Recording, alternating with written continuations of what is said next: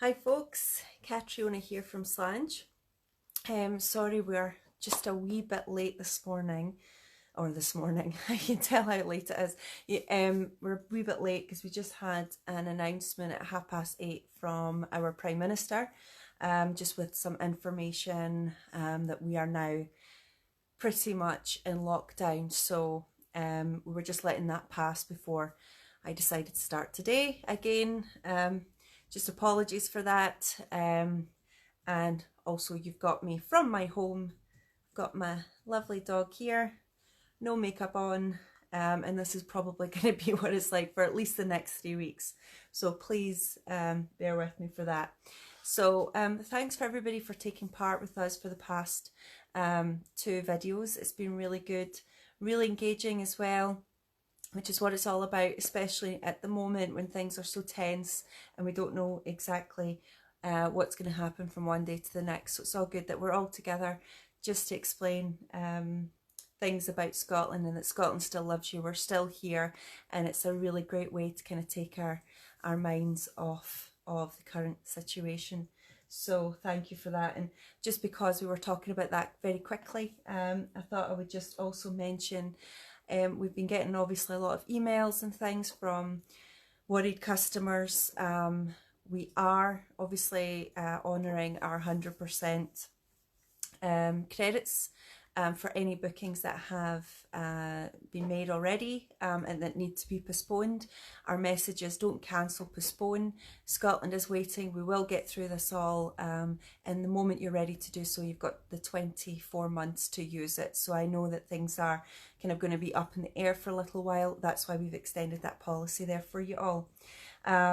So that also brings us into one of our other customers commented on one of the other live videos. She was supposed to be coming on a special 7-day Hebrides tour in May, and it was coinciding with a lot of things that were happening in May. The My Peak Challenge event happens in May. That's also been postponed, and I believe that that's taking place next year now on the 1st and 2nd of May.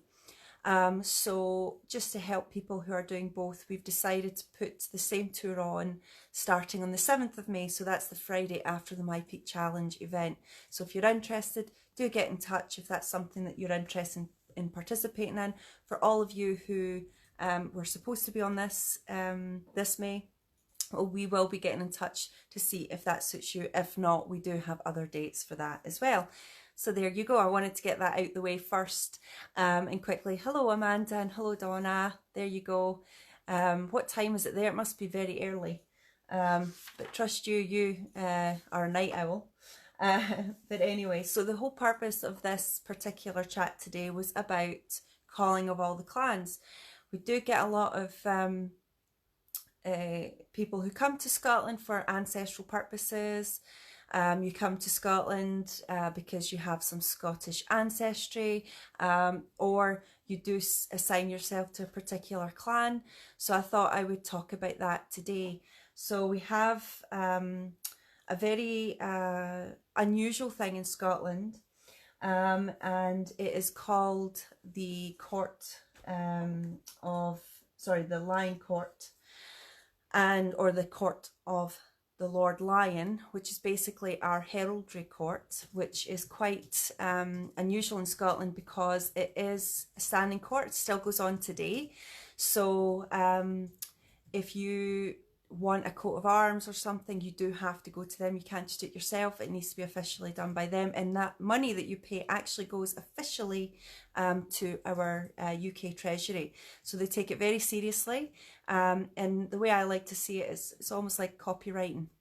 So it's to stop people from just stealing somebody else's shield and doing their own and taking that from that. So it's really I think quite a cool part of Scotland actually that we still have that. So I just wanted to say I'll put something out. I'll put the little link actually on with the official link.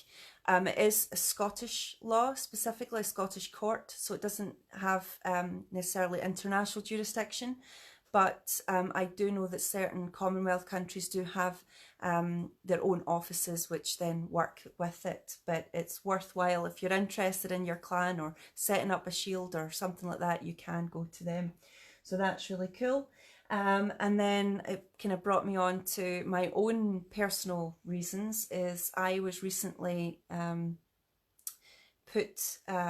nominated and appointed, I should say, as the commissioner for the Clan Ramsay in Scotland. So and for the UK, I should say, as a whole. So I kind of deal with all elements of the Clan Ramsay in Scotland, which is a very long-standing Scottish family. It is a lowland clan. It is a really important clan, and a lot of talk about it being a Norman clan or Norman family who came here during the initial Norman invasion after 1066. However, recently I was over in the Edinburgh Woolen Mill and chatting to the heraldry chaps over there, and one of the guys notified me that they actually believe that the Ramsays are far more important than they originally thought, and that they actually come from Egypt, from the Egyptian pharaohs. And in fact, Ramsay is said to come from Ramesses and Ramesses the Third, nonetheless. I don't know what to take of that. I don't know where that comes from. The guy made a very convincing argument, so I'm taking it. I've always saw myself as a kind of pharaoh, or, well, it's another story. Queen of Scotland, there you go. So let's just see. So we've got T.L. MacDougall, another good Scottish name, MacDougall. In North Carolina, the MacDougalls come from the West Coast. Famously, the MacDougalls got into a bit of a scrap with the Bruce. So I can go into that as well if you're interested. But I did put it out to everybody before I made this live session to kind of send me all your family names, and I'll see if I can get through some of them. So I've got my computer out. I'm all organised today.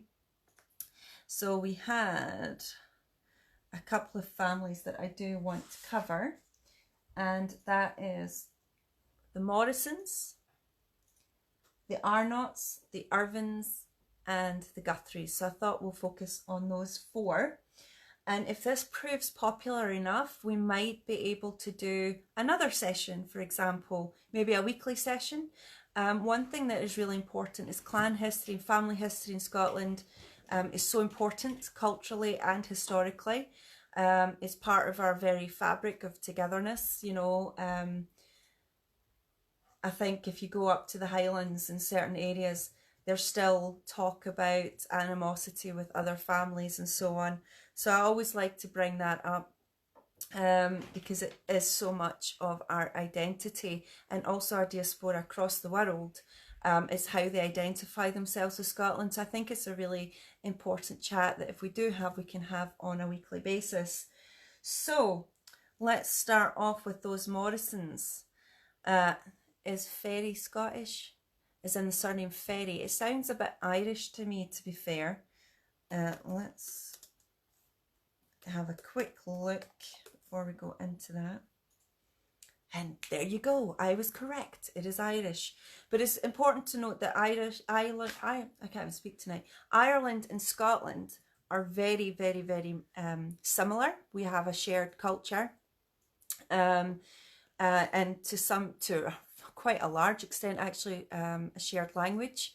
The Gaelic language, up until about 400-500 years ago, is pretty much the same root language. So a lot of that is interchangeable. So as much Ferry as Irish, but you never know. There might be one who crossed the wee stretch of the Irish Sea to get over here and settle. A lot of people get really strict about Scottish ancestry to a certain extent, and British identity. We do have to remember we are an island nation, and we've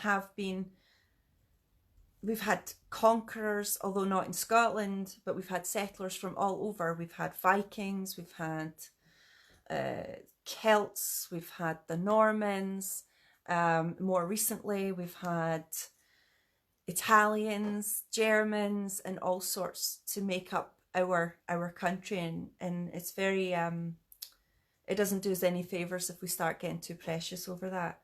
So that's just my wee 2p. But no, so we'll go into the Morrison clan, and I'm doing this for Laura Robertson. You'll see her here. She is a Morrison, and I can say Morrisons are from, originally their main clan heartland is from the Isle of Lewis. And I should be, I should kind of put a wee side note really regarding this. Just because you have a main clan seat, it doesn't mean that that's where your family specifically come from. We moved all over the country as well, so you'll find McDonald's all over the place, you'll find Morrison's all over the place as well, but their main heartland was specifically on Lewis, which is a Hebridean island. Weirdly, it kind of fits in when we go to Lewis on our Hebrides tour, when we go over to the Broch over there, and that, let me just get that up. The Carloway Broch it's called. That was where the Morrisons kind of settled and had a wee bit of a stronghold on the island. And let me just give you your clan motto just for a laugh. So here we go. So your main base is obviously the island of Lewis, although that will also extend to Harris. Let's just get some here. Clan motto, just for a laugh. So I'm doing this kind of ad hoc as we go. So I have here, oh, and it's got to be Gaelic, hasn't it? Let's just get it. I'm going to see if I can pronounce this for all of you now. So, actually, let's get back into it. So, there's two branches of the Clan Morrisons. We have the Hebrides, so the Morrisons of Lewis and Morrison of Harris. They link themselves back to a Norseman, so a Viking route, a guy called Olaf the Black, who married a Kintyre noblewoman named Lyon in 1214. So there you have it. And let's see, we then have that continuing on to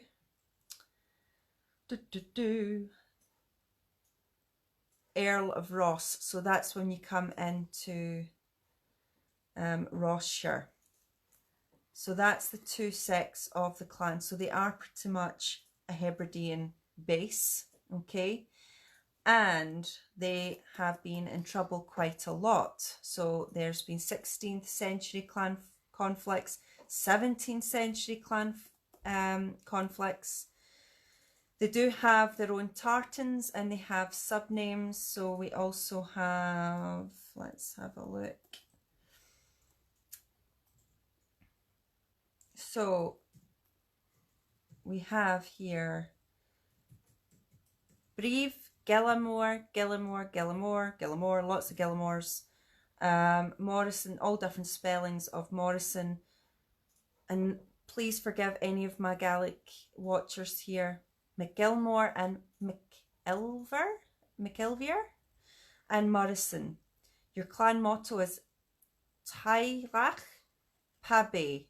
So that comes from the Pabe family, which you can see out in the Outer Hebrides, and their lands are on Lewis. So that's a wee bit. I can go into a wee bit more detail about each of their clan conflicts. Okay, I should also say their other their castles are Dun Eistion Fortress was the seat of the chief of Clan Morrison on the Isle of Lewis, and Bogney Castle is also to be said to have been built by Clan Morrison. So what I'm going to do, there you go. Gilmore is Gaelic for Morrison. You are correct. You are correct. I'll be posting little links of where I'm getting this information from. Remember, once I go into family history, I go into a wee bit more depth, because a lot of the information that we have, like I said, a lot of people come to me and they might be from a McGregor from Edinburgh. It's important that you, when you're doing your ancestry, that you go back the way. But it's also nice to know about where your clan name comes from and where it springs from. So that is why I'll post each link to each family that I'm doing now, and you can have a little bit of a read more in depth. And for anyone who reads, there's so many clans, so really great, the website that I've used. So the next one, we're going to go into Arnott. So I did a little bit of work on this before.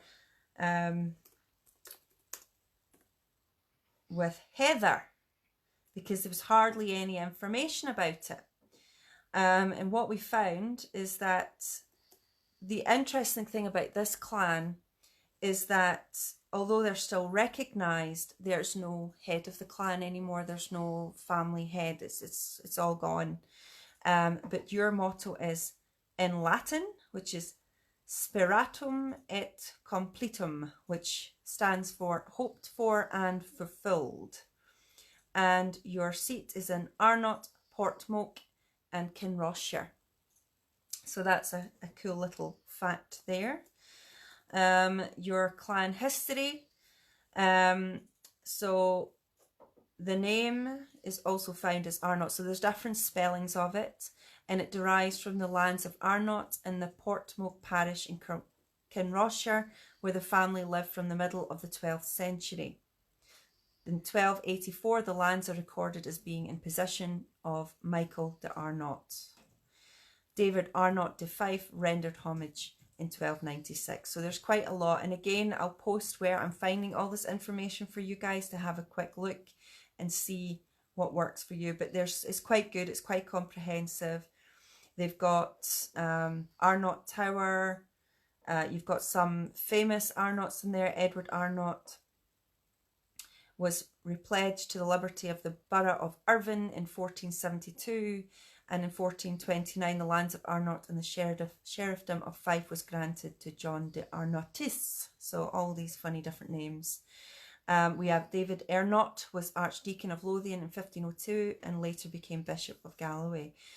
And later we've got the name relatively common in Edinburgh in the 15th and 16th centuries, and George Arnott was merchant burgess there in 1627.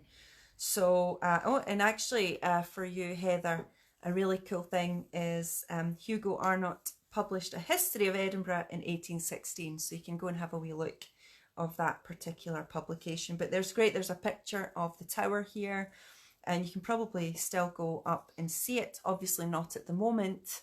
I do this quite often. Sometimes I take people on tour. I had a Crawford tour last year, and we went to find all the old Crawford Castles.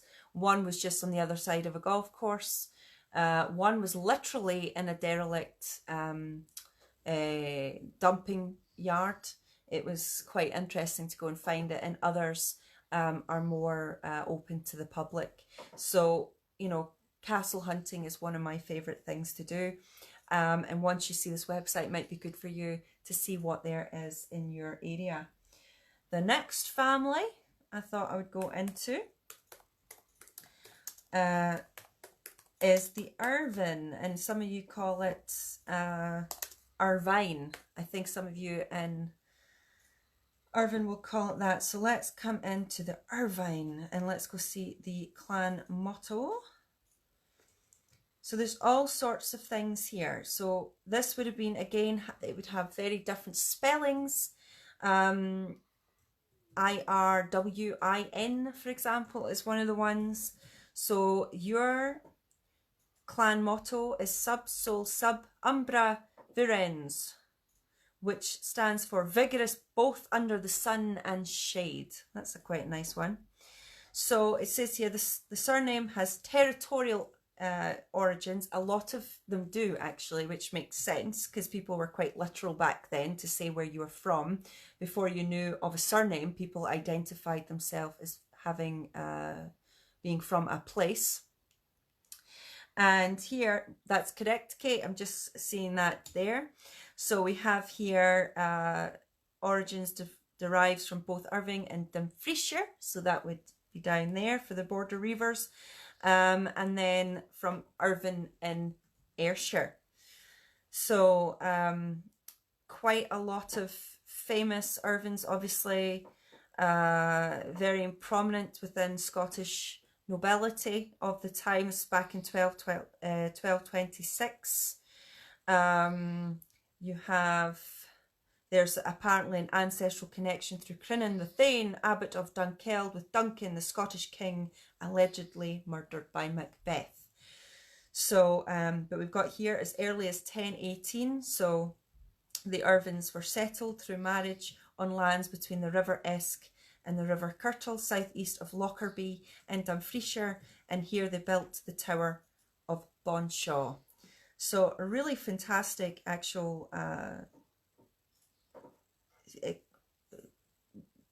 long time standing Scottish family. We have here a little bit, I know some people have been interested in which side they were in specific major conflicts. So they were being down towards Ayrshire. They were mainly supporters of the Bruce. They were also, let's see, their seventh laird fell at the Battle of the Pinkie in 1547, which was a massive battle during what's known as the Rough Wooing in Scotland. And terrible defeat to Scotland, much larger than the defeat at Culloden, but rarely spoken about. They were supportive of Charles I, so they were Cavaliers, and the 14th Laird fought for the Jacobite cause at the Battle of Sheriff Muir in 1715. So they were Jacobites through and through. Hi, Rob.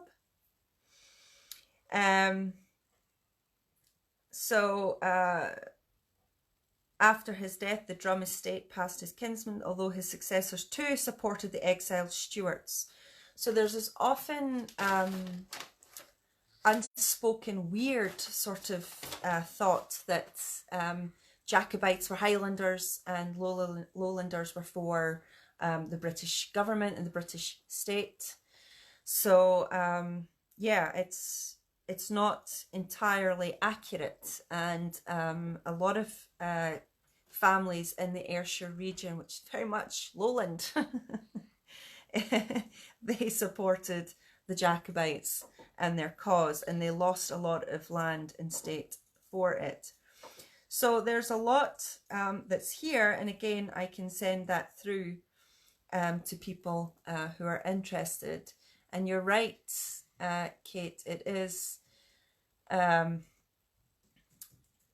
think we should be going into a bit more, quite a lot of battles in Scottish history, because we kind of focus on the two, really. It's Culloden and Bannockburn.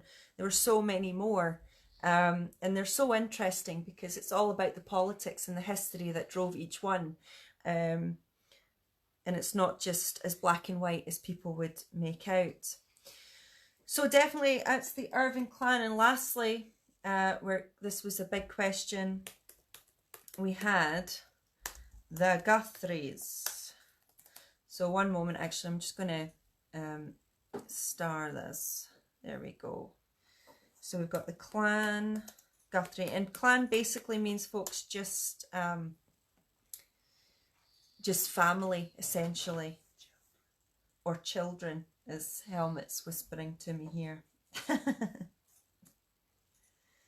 So here we go. So clan, Guthrie, history. Let's see if we can find their Jacobite sentiments. So clan history, the origins of the name Guthrie almost certainly derives from the barony of the same name near Forfar, so that's in Angus. Other theories are that it is a corruption of Guthrum, which was the name of a Scandinavian prince. So again, potentially bringing in some sort of Norse link. Wars of Scottish Independence. The first of the name Guthrie in record in Scotland was one Squire Guthrie in 1303 during the Wars of Scottish Independence. You know, I'll go into Scottish battles another time actually. Some of these, we'll be sitting here for about 4 hours if we go. I'll come into that actually. I'll do that before the end of today, TL. I'll explain that in a moment. So let's just look at the 17th century and Civil War. So this kind of starts to we start to see where these where their political sentiments and their religious sentiments were. So the Guthries were religious leaders at the time of Martin Luther. They were also supporters of Presbyterianism against the Roman Catholic Church and were ready to back up their beliefs with their lives. So I'll probably bring up, we'll probably go into specific times in Scottish history as we go on. I might make a session just on the Covenanters, of which this is alluding to, which is what the Covenanters essentially were. They were people who were devout in their beliefs and this Presbyterianism belief, and they were willing to die for that. Not outwardly, they were not asking for war. All they did was ask for the right to practice in peace. But the state of the day under Charles I and then Charles II did not allow that. And it started what we now call as the killing time. So I can go into that in a bit more detail as we hopefully will have lots to talk about as our confinement continues. So so yes, here it just kind of goes into that a bit more. The Guthries supported the Covenanters. We've got James the Martyr Guthrie, who was executed for his beliefs in Edinburgh in 1661. But this was, and he was described by Oliver Cromwell as the man who refused to kneel. So quite a nice little, well, it's not nice, but it's something to be proud of, at least of your ancestors and people who carried the name that they stood by their convictions to the very end, which is an admirable quality most of the time. So I'm sorry to say I can't see anything here about their supporting of the Jacobites. However, given their open Covenanter status, and although that did not define you specifically as either a Jacobite or not at the time in 1745 for sure, but it was more unlikely for people who were so adamant in their conviction that they did not support the change of state, especially considering that on the signing of the Act of Union, which is what a lot of the Jacobite rebellion of 1745 was about, a lot of it was to absolve the union with England at the time.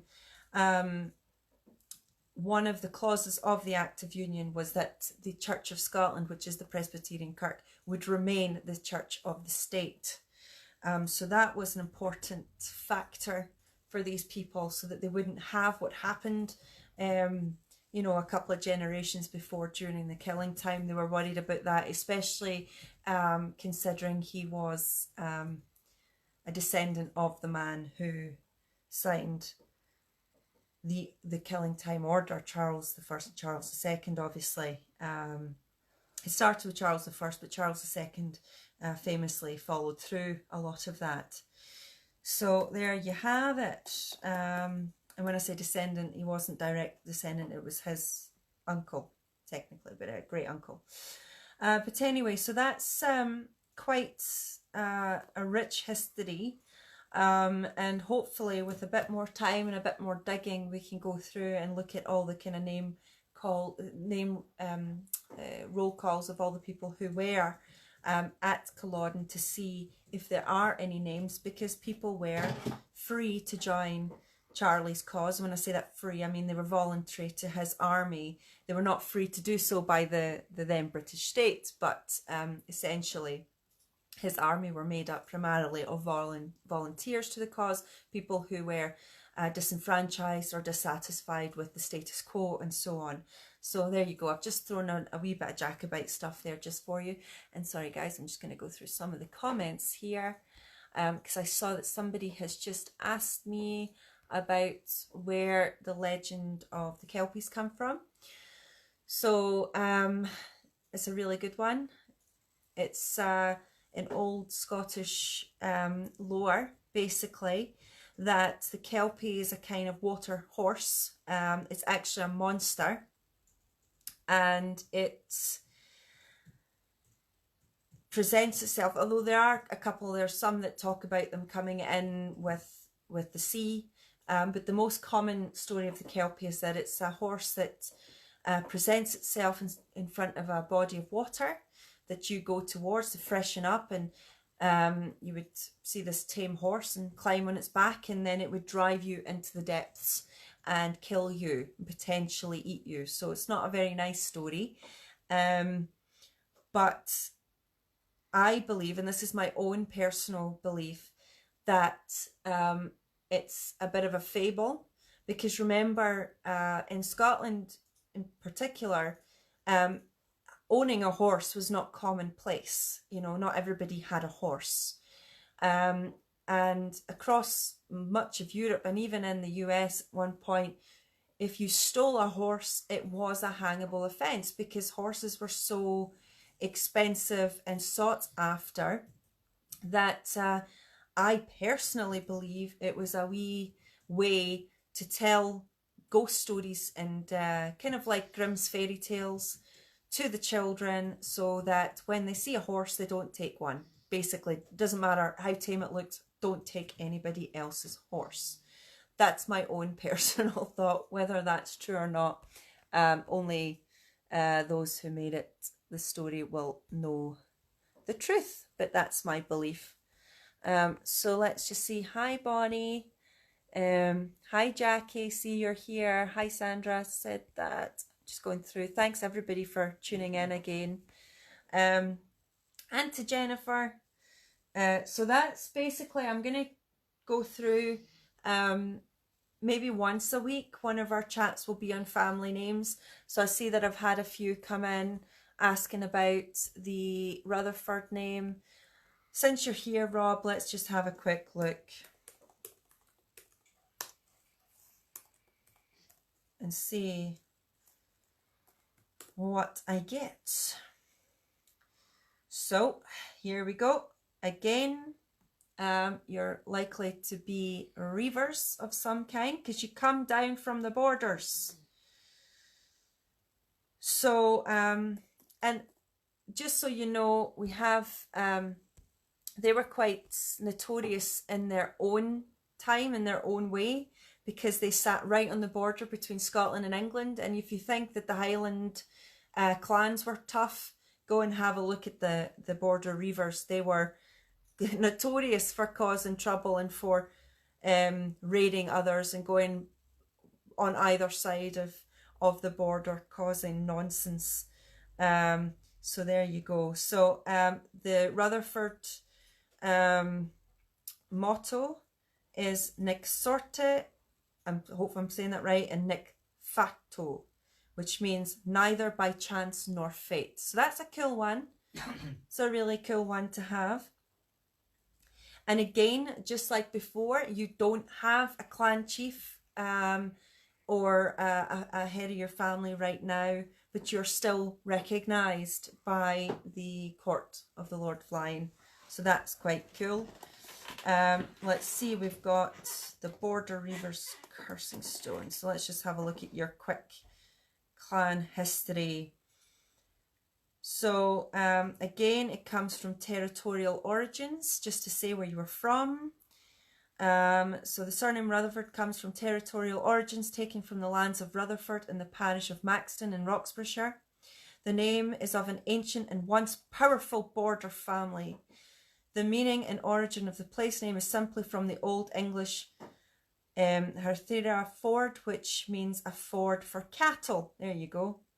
The names Gregory and Nicholas de Rutherford or Rutherford were recorded for during the reigns of both King William I and his son King Alexander II. So that's a wee bit of family history for you. And again, you're down near St Boswell, so down just a bit north of Jedburgh. So if you have a wee look. Oh, awesome. So there's a winery in Napa, California. That's pretty cool. Let's have a quick look. And let's see. History on the Bogue. The Bogue name. Let's have a look. Just because I love yous. Here we go.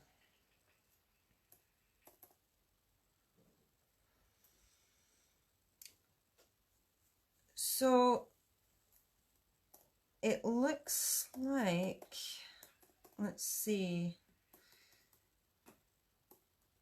there's nothing on the usual, here we go. I've got something on a website called the House of Names, so I'm not so sure how good they are, but it basically says it comes from a place named by Viking settlers who arrived in the shores of Scotland in the Middle Ages. It was first found in Berwickshire, an ancient county of Scotland, presently part of the Scottish Border Council area. So basically saying they held a family seat long before the Norman conquest in 1066. I don't know how true this is, so do take what I'm saying with a pinch of salt. But it does say that a lot of Bogues moved to Ireland and to New Zealand. So it looks like there is some kind of connection. I've heard a few Bogues, but I haven't, I've not heard of an actual clan as such, if that makes any sense. So I think we'd have to look. There is a coat of arms by the looks of things. It's got a stag in it. Again, Donna, I'll post this for you. You can have a wee look at it and have a wee see how it goes. But it does look like a website which is not necessarily from here. So I don't know about if I can verify any of the information I've just told you, but it's good for chat. Let's have a look. Atkins, we can definitely get that from the Paisley area. So your Bogues were from Paisley. Well, we don't talk about Paisley. That's one of the rules. We don't talk about Paisley. I'm only kidding. I'm in Greenock, remember. No, remember what I said before, Donna, like people move and some people adopted other surnames. It doesn't mean that they were from that particular region either. They might have just adopted that. Remember, things were a lot looser back in the day. So even if I'm doing ancestry from 100 years ago, the amount of spelling mistakes in last names or even sometimes first names is just constant. I would say every one person, whether it's on their marriage certificate or marriage documents, before they started making them official, there's just riddled from births to marriages to deaths. They made lots of spelling mistakes. So that is why it's a lot looser than we actually believe. And unless we know for sure, I remember, like, another thing that people get confused with is you might think that you are related to Robert the Bruce, right? I'm just going to put it out there. A lot of people come to me and say these kind of things. Well, it could be possible through at least a number of his illegitimate heirs, or children, I should say. However, we'll never know for sure. A lot of people have had affairs, marital affairs and things like that, and you would just assume that that's your ancestor, because that's what it says on paper. We can't always say that for sure, because things do get a bit looser. And I do have a child coming down. Is that, which one is that? The smallest. The smallest one. Tams is just running down the stairs. So let's just have a quick look. Time for a wee dram. It is time for a wee dram. Let's have a look. The Galloway. So, look, the Douglas family, I did think about that. It is a really important Scottish family in terms of iconic times in Scottish history, defining moments in Scottish history as well. So I think I will give you guys, we'll go into the Douglases and kind of prominent families throughout Scottish history as well. And I think I'll bring that up at another time. So let's just see. You are welcome, Rob. And I like Greenock. Well, that's the problem. If you saw the press the other day, we're not going to go there. Let's just have a quick gander. So I think that that's pretty much as we're going to do in terms of family names, and I'll pick up on yours, Taylor, when we do the next session next week. I'll do the Atkins name, because again, it's good for me because it's a local name. A lot of people here carry that name, and it's not just a diet. So there you go. So I just thought I would just mention a couple of key things that happened in history today. I think we've just had another defining moment in British history that just took place this evening. However, let's go back to the 23rd of March in 1708. James Francis Edward Stuart arrives in the Firth of Forth and attempts to land with 5,000 men. They are prevented from doing this and return to Dunkirk without landing. They were basically stopped by a squadron of British warships led by a chap called Admiral Byng. The interesting thing for me is this is a part of our history which is often missed or forgotten. A lot of people don't even know that this attempted invasion occurred. A lot of people see the Jacobite era as being the late 1600s, 1715 and 1745. They often forget this occurrence in 1708, so it would have been quite a significant force. And crucially, it's not even a year after the Act of Union was signed, so that's why they drummed up a lot of support. And it's about this time that you start to see certain events take place with Jacobite sentiments and ideas and ideology and symbolism and all sorts. And that's another thing we can go into at another time, but it's fascinating. Another thing that happened on this day, 23rd of March 1857, Pierre-Emile Langelier dies of arsenic poisoning in Glasgow. It was a massive, sensational trial, and his lover, Madeline Smith, was adjudged not proven of his murder. So that's quite poignant for Scottish history today, because our previous First Minister, Alex Salmond, today was just acquitted of I think it was 13 counts of sexual misconduct and offences that he was charged with, and he has been acquitted on all counts. The jury found him not guilty, opposed to not proven. Not proven is a weird thing in Scots law, specifically in Scots law, which when I was going into it today, I'm not a lawyer, and I found it incredibly difficult to understand it in a modern context, but it's still used. It doesn't mean that you don't find the defendants not guilty, but it also doesn't mean that you find them guilty either. So you're kind of on the fence with their guilt, but it has the same meaning, the same ruling at the end of it, which is an acquittal of the charges. So that's the same with not guilty. So it's just a little bit of Scots law thrown in there as well, which is very different from most legal systems around the world, and it's quite a cool thing. One thing that Scotland has kept since joining with England in the United Kingdom is that it has retained its legal system, and that's one of the elements of that. So lastly, but not least, because I know we're all getting tired and it's getting late over here, but we had our wee photo challenge yesterday. I'm going to put out another image shortly, and just so you know, I said I'd announce what it was.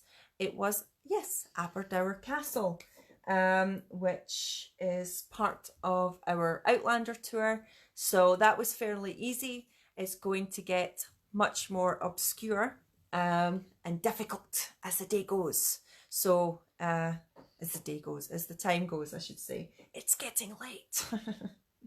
So thank you to everybody who has joined us. I'm just going to say, there we go. Just going to say, I wish you guys all the best of health.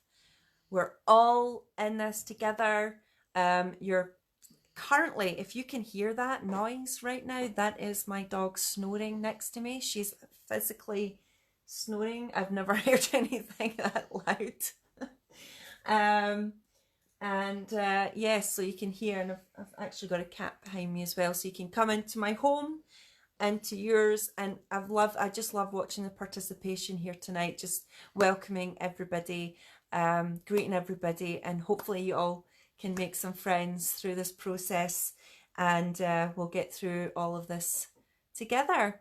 So yes, I will. I'm going to stick on the TV shortly, and but first I'll send that new image out. And if anyone is interested in anything I've spoken about, I know it's been a bit in depth tonight. I will do some more like this as we go along. And I think, honestly, that's the loudest snoring. I don't know if you can hear that. It is so loud. But anyway, we'll be doing that. But also, if you're interested in that Hebrides thing during the NPC next year, do get in touch. It's going to be a great 7 days with myself and Agav, getting down and dirty with the people on the Hebrides, underneath the layers of the tourist hat, as I like to say, meeting local people. We'll have local people coming to meet us and taking us around, and I know some of you were on our tour last year. So yep, it's all positive. Scotland is waiting. We all love you. Send my love from Scotland. Mwah.